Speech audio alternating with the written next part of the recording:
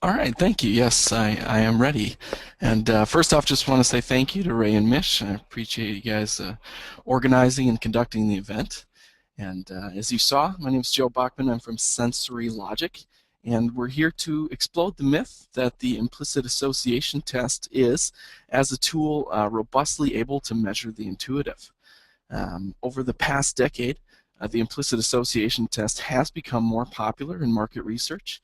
It's an inexpensive tool that's said to be intuitive due to the nature of the associations within the test and the speed with which the user identifies them. But here at Sensory Logic, we believe that only sensory emotive tools can actually work on the intuitive level. On the slide that you're seeing, it's talking about a study of implicit evaluation that was done via fMRI. And it was shown that even concepts that would seem to be intensely emotional, things like murder, abortion, happiness, and welfare, they showed little emotional activity when measured as either abstract or concrete.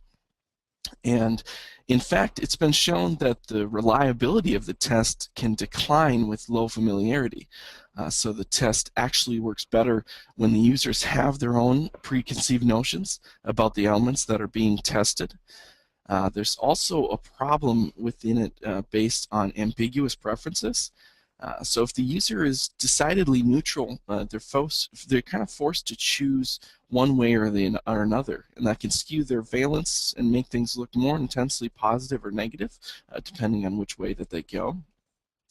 Uh, in a marketing sense, the issues with the implicit association tests actually make it better suited for well-known brands and not as well suited for any of the majority of brands that have weaker affiliations than that of, say, an Apple or a Starbucks or something more popular like that.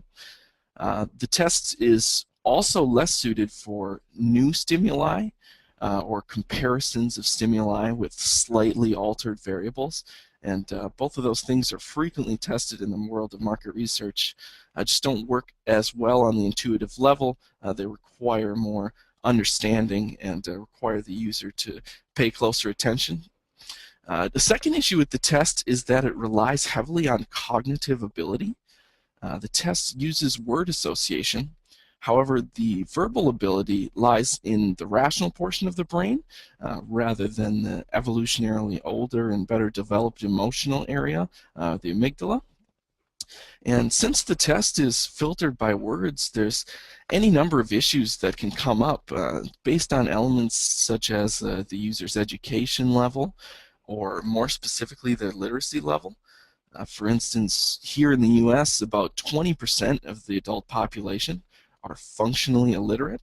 That means they read at less than fifth grade level. Culture is also something that can have a significant effect. Again, another stat within the US, 60 million people in this country who live here and speak English as a secondary language. So these additional variables and other things such as reading speed, attention span, word length, and even just the user's overall motivation have also shown to be secondary factors that can affect the reliability of the implicit testing.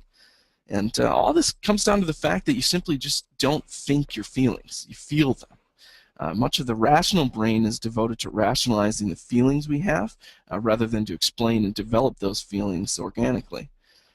It is only fair to point out that there are areas where the implicit association test has shown success. And most of those areas are driven by deeply held beliefs. Most notable amongst the examples are political testing and dealing with deeper learned issues like racism. But unlike these topics, advertising and marketing stimuli are centered around more ambiguous concepts. They often require reading or understanding of visual metaphors, and as a result, they can be difficult to measure with such testing. In addition, the usage of implicit testing on such stimuli is not able to precisely measure the specific emotions that a person is feeling, and neither is it able to measure the intensity of said emotions. Instead, the focus is really on the affiliation, either with the brand or with imagery, if it was such stimuli. All in all, it does feel like the implicit association has gained traction in the industry, mostly by the basis of being cheaper and faster. but we do worry that can come at the substantial cost of not doing research better and failing to truly understand consumers' feelings.